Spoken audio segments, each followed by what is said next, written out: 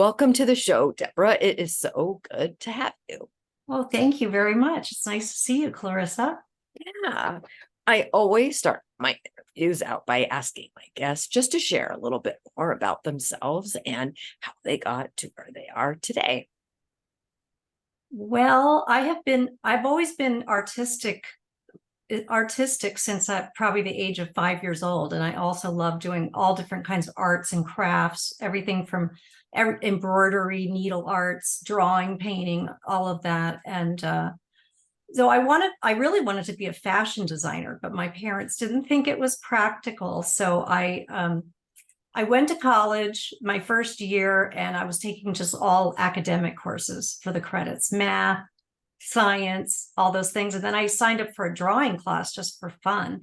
And my drawing teacher suggested that I should be majoring in art. And I said, my parents would not go for that. It's not, they didn't want me to be a starving artist. So she said, well, what about graphic design? And I had never heard of graphic design. And so we had a whole building on the campus that was all graphic design, advertising, illustration, photography. So I went over there and took a first course, and then I just loved graphic design. And then I went on, that was at a 2-year college. And then I went on to a 4-year college, Philadelphia College of Art, and which has changed its name to University of Arts in downtown Philadelphia. And I graduated from there in graphic design. And then I really loved California. So I moved to California immediately after graduation.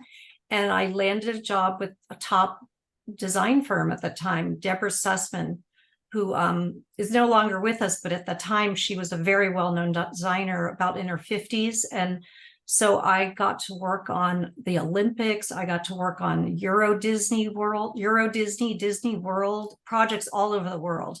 We mostly did our work in collaboration with architects. So the projects were big sports arenas, office buildings, shopping malls, mixed use centers, and then just events like sporting events. So that's where the Olympics came in there. So I was there for 12 years, and then I went off on my own after that. And so somewhere along the line, I thought, I would really love to design fabric. And so I researched, how do I get into fabric design?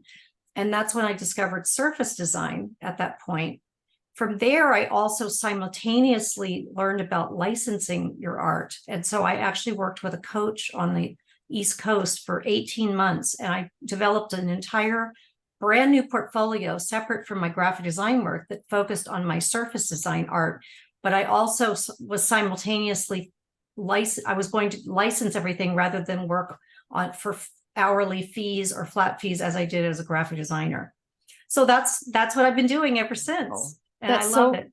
That's so fantastic. And I would love to just ask, before we get into licensing, just how did you prepare yourself to make that shift from working in graphic design for somebody else to working for yourself? Is there any wisdom that you could share for our listeners who might be on that path too, which most of my listeners are on that path? Of course.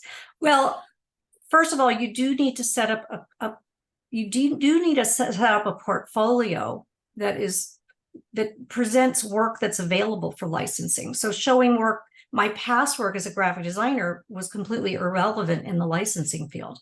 And so that would probably apply to other people, whether you're in photography, fine art, mixed media, illustration. I mean, you could show a few things, like I did something big for Mattel, or I did something big for so-and-so, but mostly you have to present artwork that has not already been sold to someone else and is ready to be licensed, and that you have the copyright. And I also recommend, because I teach courses in art licensing, I always recommend to develop your art in series. So imagine 4 paintings that all have the same theme, like let's say they're all horses, or they're all sunflowers, or something like that, or farmland, or they would have one consistent theme, because a lot of art is licensed in sets, basically, because a lot of products are made in sets. So if you think of note cards that come in a box set, they might have an assortment of 4, or they might have wall art that is hung on a wall in a series of 4 or 3, or a calendar would have a series of 12 images that have the same concept, that could be Zen, it could be wildlife, it could be flowers, or whatever the theme is. And there's hundreds of themes to choose from. Even coasters and little products like that, or dessert plates, they're often done in sets of 4. So whatever kind of art, whether you're doing cartoons or you're doing botanical illustrations of flowers or you're doing photography, always think of things in terms of sets of 4 or 12. And it's not to say that single images can't be licensed too. They are applicable for things like greeting cards, cell phone cases. There are opportunities, but you need to get a portfolio that has at least, I think at least 20 pages full of art is a good place to start, that you could start approaching licensees. You don't want to go out when you only have 4 pieces or 6 pieces. It's not enough. Okay, that is fantastic. And so when you say 20, do you mean like 20 individual pieces, or like 20 sheets that have the 4 to 12? I would say 20. Well, they could be 10, let's say 10 sets of 4. So that's 40 images, but then you could have some single images in there too. But that's a rough estimate. I mean, some people already have a body of work and that's easy to do. Other people who I've taught are starting from scratch, but they can start now, as I did, from scratch, working on a brand new portfolio specifically for licensing. It took me a year to do my separate portfolio because I was also, running my business full time. And I think that that's a good goal for anyone to set for themselves, is say 8 to 12 months to do that work, assuming they're doing something else career-wise. Some people can do it faster if they say are only working part-time or so on. Okay. And would you suggest people to hone their artistic skills first before and getting into even attempting to get into licensing? Yes, I mean, it definitely works to your benefit if you have if you already have a signature style. Let's say you're a watercolor artist and you can just do a series of watercolors on different topics. It could be florals, it could be scenery, it could be street scenes, or whatever you like, landscapes and so on.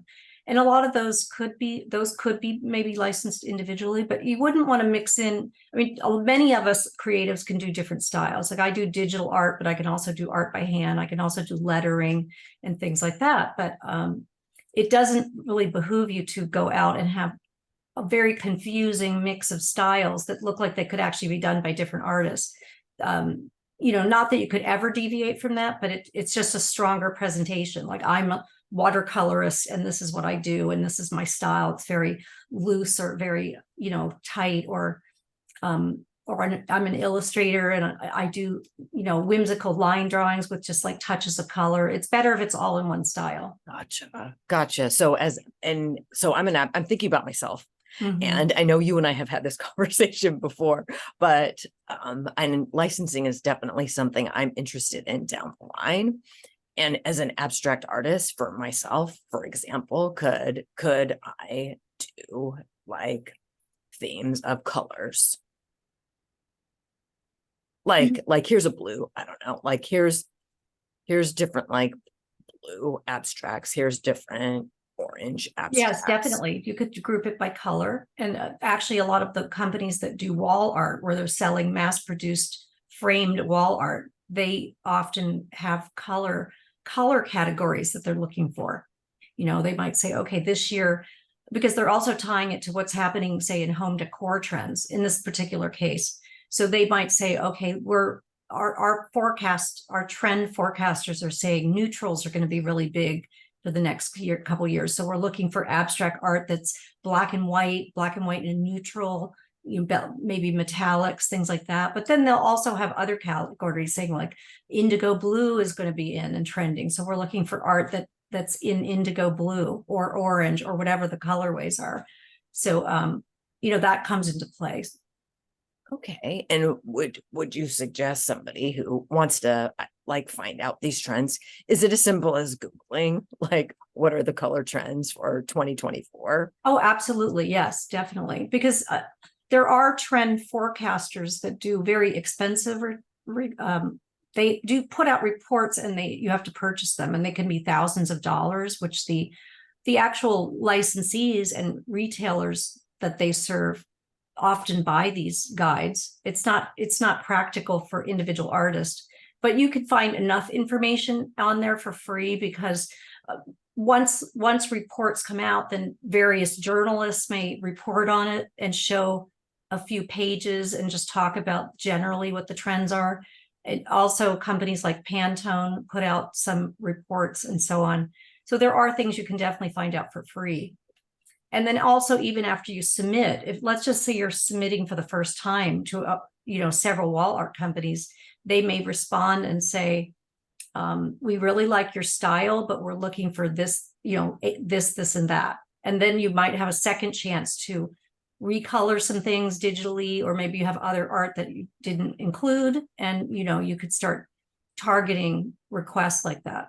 And also, you have to also not be discouraged, because when I first started licensing, I would find companies that I knew were licensing because they credited all their artists, and I thought their style was a good match for my style, like contemporary versus traditional. And so I contacted them with a mini portfolio, maybe 6 to 8 images, and I didn't get a response. Then 3 months later, I sent a second response, then third, no response. Finally, on the fourth attempt, sending yet another small mini portfolio, they wrote back and said, "We love your artwork."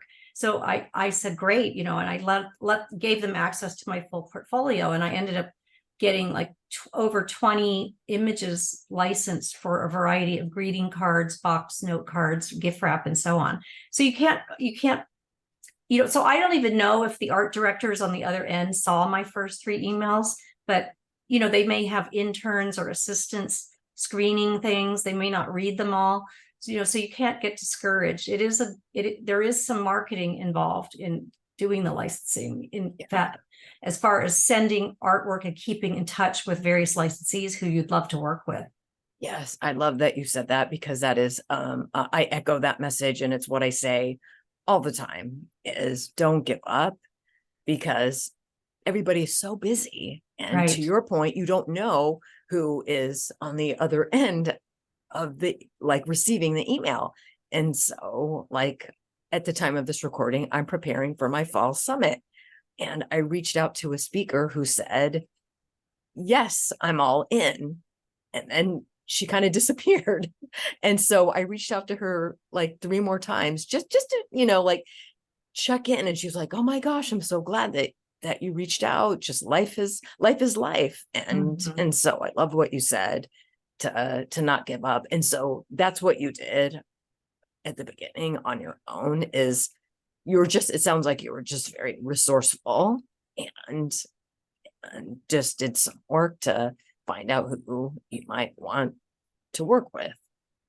Definitely. I mean, you can't be like a stalker and, Right. emailing them every week, but Yeah. I recommend about every 3 months to follow up with companies. And Great. and also, I always recommend to my students who take my licensing course is to don't send your entire portfolio. You want to send them just a sample of what you can do, because you want to get a response.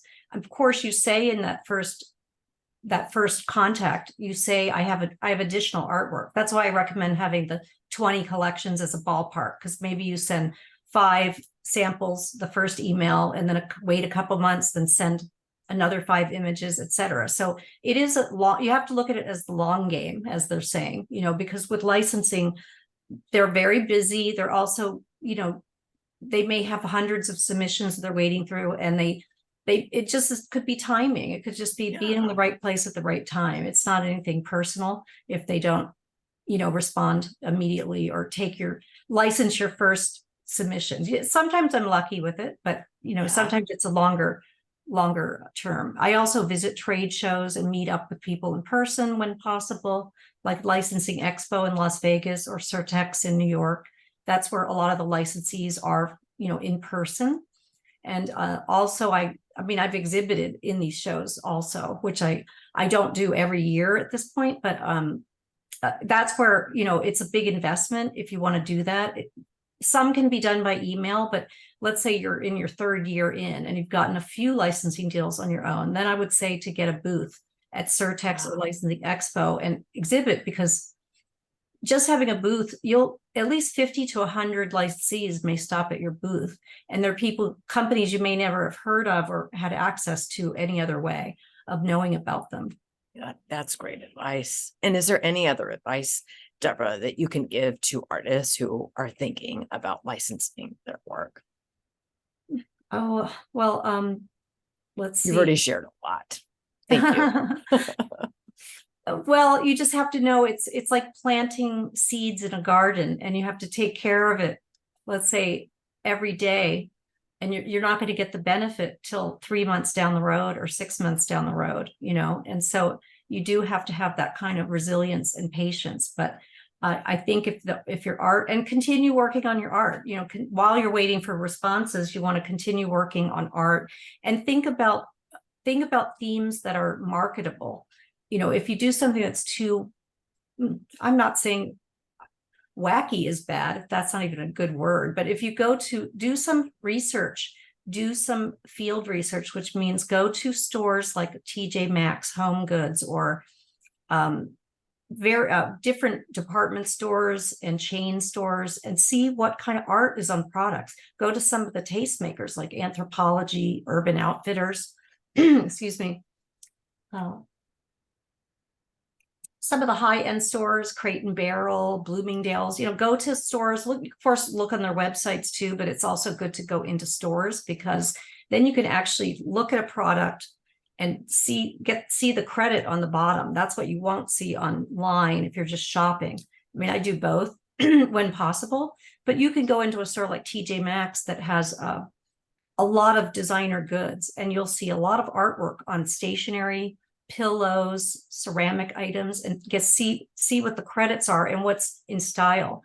And because those are the ones that have been licensed and made it out into the marketplace. Nice. So not to copy that, but it gives you kind of an idea of, okay, flamingos are really in style, or owls, or sunflowers again. So things like that. Well, and what styles of art, and are they motifs, are they full bleed, what kind of colors are out there. I think that's very helpful. And it will also give you an idea of, it'll also lead you to other licensees, because if you pick up a product and it has a credit on the bottom, it will say the name of the manufacturer, and it'll say copyright Debra Valencia, or whoever the artist is. And then aha, this company licenses art.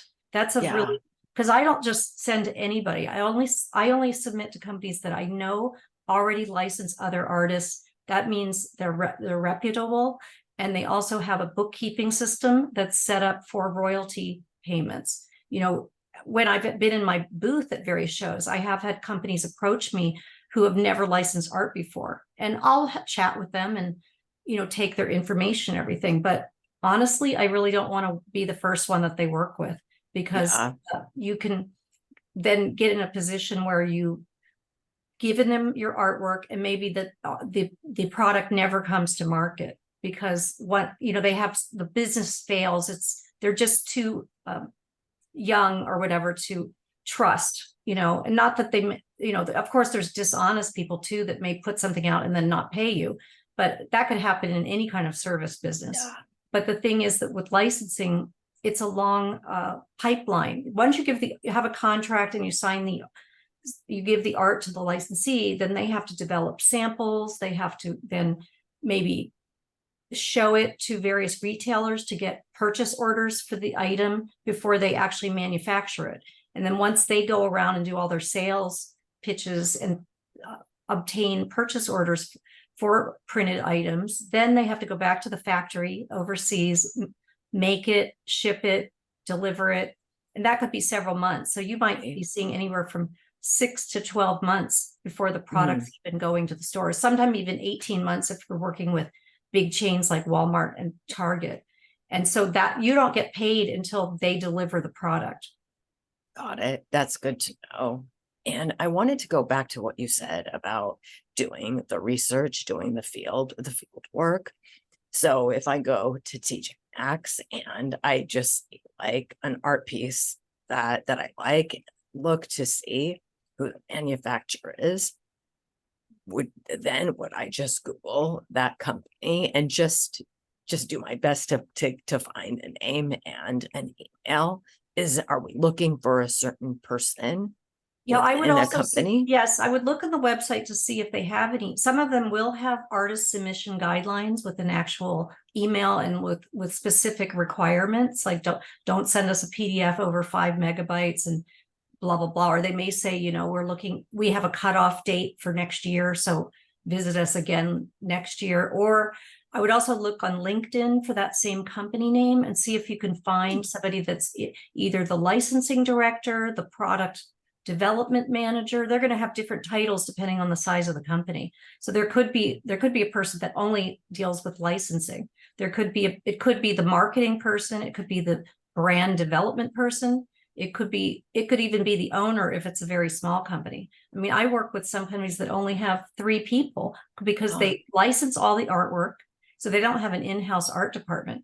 And then one person handles sales and another person handles operations, and they have a very small staff, and then they have everything manufactured overseas. So you can't judge it by the size of the company. On the other hand, I've licensed to companies that have hundreds of employees. So in the little company, I'm working directly with the vice president or the president of the company. And with the bigger companies, then I am working with a licensing director or a brand management or product development manager.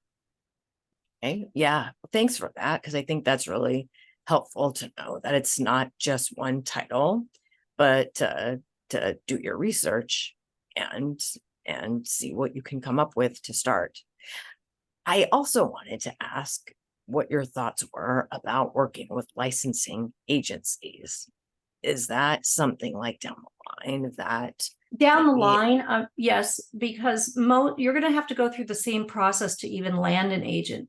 The dilemma that we have is that there's only about 100 art licensing agents in the United States, and each agency can only handle a certain amount of artists to represent. And so even though there's tens of thousands of artists and photographers and so on, so not everybody can get an agent. And also, so for the first 6 years I was licensing, I did everything on my own. And in the meantime, I did interview with different licensing agents, and I just didn't find one that I felt was a really good fit for me. And you also have to find an agent. Taking on an agent is like getting married, because it's an exclusive arrangement where even if a potential licensee contacts you directly, you have to pass it on to the agent. So they're going to handle all the contracts, but in theory, they're working on it 365 days a year, or at least 52 weeks out of the year. They're pitching you to different companies and attending different trade shows, emailing your art to all these different potential licensees. And so they're very particular. They're in a position to be very particular about who they take on. There might be a one-person agent that only their max that they can handle are 20 artists, and then there's some bigger agencies that have 10 to 20 people, and they do represent maybe 100 artists, but that's still a very small pool of all the potential artists. But when you do take an agent, they also take 30 to 50% of your royalties. So it's a big decision. I've seen there are currently artists that I know that are having a very successful licensing career. And I could say one has no agent. She does it all herself. And then I can show you an example of another person who's with an agent. And so it's not like you have to have an agent. It is nice. I do have an agent now, just full disclosure. Since I think it was around my 7th year in, I did get a really good agent, and I'm exclusive with them, and they have been able to land larger licensing deals, like for eyewear and bath and body products, cosmetics, and things that I most likely would not have gotten on my own. On my own, I was getting smaller deals, greeting cards, gift wrap, wallpaper, cell phone cases, journals, things like that. But it was still wonderful and exciting. But I think a lot of agents are going to want to see that you already have some licensing deals, and you also have a big enough body of work. So I tell my students, you go ahead and apply to the agents and see what happens. You never know. You can have maybe some very unique style that they just happen to be looking for, or that's different. They're not going to bring in somebody that's very close to one of their other artists. Yeah, They're going to want to look for something that contrasts. And so you could be another time, right place. You could get in with an agent, and I would just apply to agents like every year. But in the meantime, just trudge forward, with submitting, building your art portfolio and things like that. So you can imagine how big my portfolio was by the 7th year when I did have the agent, and they could, because I had some licensing deals, I had over 30 licensing deals at that point that I'd gotten myself. They could see that there was interest in my artwork, and there was success, there was a track record, and that my art had been on products in various stores before they took me on. And so, that helps a lot to get in with one of the top agencies. Awesome. Thank you so much for all of this. This has been super informative, and I've come across so many artists who are interested in licensing. So it's so good to have you on the podcast. And I just wanted to ask one more question about this, and it's really just about moving from corporate to working for yourself. Is there any other tips or thoughts? Like, if you could think back to when you first began, is there something that maybe you wish you would have known sooner? Oh gosh, that's a hard question. I've been self-employed for 20 years, so it's been a long, long time before I had a boss. Well, I mean, it helps to be organized. It helps to, for example, when I always I tell my art licensing students to make a 1 year plan.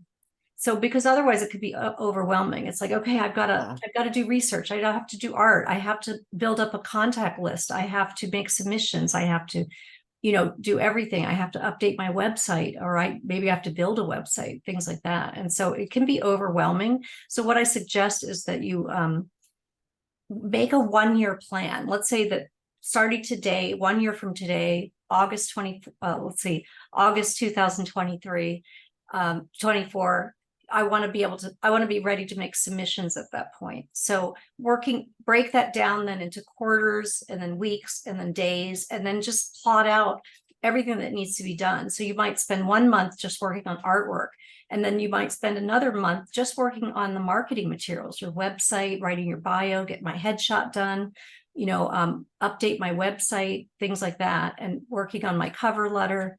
And then maybe have another month of art, and then go back again and start doing your research of who you're going to contact. So it's really good to be organized and to have a business. It's like a business plan, but not as a formal business plan. It's more like a schedule of what you're going to do day by day by day, and set yourself with goals. Like, I'm going to do a new batch of artwork each week, during this month. And also keeping in mind what's practical, what are marketable themes that are going to be likely appealing to various licensees.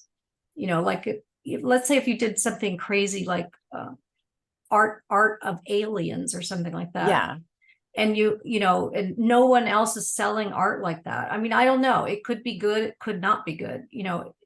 I think the licensees tend to be a little more on the conservative side. If they see that, like owls, for example, really in like 10 years ago, and that trend lasted for at least 7 or 8 years. So it's like Jonathan Adler came out with a ceramic owl, and then everybody started coming with owls. And then every licensee, including all the ones I work with, asked me to do owl artwork. And I actually did some owl artwork, even though animals are not my usual theme. It was just so funny, that so right now I see a lot of pink flamingos on the market. So I'm sure that trend will last for 3 or 4 years. So if you see something on the market and you think, well, I could do that. I could do a flamingo just in my style. I'm not going to do an illustration. I'm going to do a watercolor, or I'm going to do a collage or something like that. If you have just a different take on the same theme, that's a good way to get your foot in the door. Awesome. Thank you so much for that. I think that's so helpful. And I like how you gave specifics of focus on art for a month, for example, and then switch it to research. So thanks so much for that. And Debra, I think you also have a free gift for the audience. Do you mind sharing a little bit about that? Well, yes, actually it is. It's basically a strategic plan for getting into art licensing. So what I've done is pose a lot of questions. And as you fill that out, it will actually become the foundation of your 1-year plan. So for example, on there, it's how much, what art do I have? What's my inventory of art that I already have or plan to do? Let's see, how many hours a week can I devote to this? Some people are going to have only 4 hours a week. Some people might have 20 hours a week that they could do it. But if you're going to make this transition, I tell all my students, think of it like you're getting a master's degree, but you're working full time and you're going to 3 nights classes a week. And on weekends, you have 1 whole day of homework. It's just what you have to do for a short period of time to get your degree, right? That's Maybe right. for 2 years, you have to really hunker down and just, give up other things, make a sacrifice to make this happen for yourself because you're investing in yourself. And so whatever that is. So in my strategic plan, I ask a lot of questions that for you to reflect on. And it's only for you. It's an internal document only. But once that's filled out, then I think it's easy for the person to then make their strategic plan and start plotting out week by week what they're going to do to reach that goal. Awesome. Thank you so much. And My pleasure. we'll have the links in the show notes so you can get your copy and start working on your plan. Okay, so Debra, I'm going to transition us to what I call rapid fire questions, and it's just so the audience can get to know you even more. So are you a coffee or tea drinker, or maybe something else? Oh, both, actually, both. Both. What's your favorite tea? Green tea is my Green favorite. tea. Yes. Awesome. And my favorite coffee is Starbucks espresso. Nice. How about your favorite vacation spot? Oh, it's hard to pick one. I'm thinking El Nido in the Philippines is so beautiful. But I also have to say Costa Rica, Thailand, France. I mean, I love so many places. Awesome. And how about the most memorable advice you've ever received? Well, it has to be that art teacher that I had in my first year of college who told me, you really should be majoring in art. She was very impressed with my drawing. And I don't even recall her name. I wish I did. I mean, over the years, I've thought so many times I would love to thank her for directing me to graphic design because, I mean, I fell in love with it immediately and I found where I needed to be, where I should be. Awesome. I've had a fantastic career since then. Yeah, that's wonderful. And what are you most looking forward to for the rest of the year? Oh, well, mostly I'm working on courses, transitioning. Well, I teach numerous live courses at Otis College of Art in LA and Art Center in Pasadena, but I'm developing a lot of my courses to be online so that I can present them, offer them to a worldwide audience. So that's my goal, is to do art licensing, copyrights and trademarks, and surface design courses all online, on a teaching platform. So Awesome. we'll see. Yeah, I'm already finished with the copyright class, and I'm going to be working on the licensing course next. Oh, cool. Well, we'll definitely add that update. So when it's ready, we can add it in the show notes as well. And yeah, I mean, I've been teaching it live for over 12 years. So I'm now getting around to an online version of it. I'm really excited about it. Yeah, that's so cool. I'm excited for you. And the last question that I have for you is, the name of this podcast is Painting Your Path. What does painting your path mean to you? Oh, well, definitely finding what is your passion. I mean, that's why I'm so happy. I'm happy when I'm working because I love what I do, and it's artistic and it's a service and it's also a product. And I just love developing artwork. And so I think everybody should be doing something that satisfies their passions. And so, I've taught people that are in, let's say, the medical field or a government job or a corporate job or whatever, and but they are very creative and they want to find ways to put their art out on the market. So whether, maybe it's not practical as a full-time self-employment, but you can certainly do side gigs to help satisfy your passion. So I think that's, everybody should be happy, with what they do every day. And so whatever you have to do to make that happen is what you should be doing. Thank you. Beautifully said. And thank you again, Debra, for being with us today. My pleasure. Nice to see you, Clarissa. Yeah, great to see you too. Okay, everybody, that is a wrap for today. And as I always ask, what is your biggest takeaway? Be sure to tell me on social media. And if you are asking yourself, am I on the right path? Am I really doing what I want to be doing? Hit me up. There is a link in the show notes for a coffee chat. I would love to just chat with you, and maybe I can help you figure out that next thing. And until the next time, keep painting your path. Bye for now.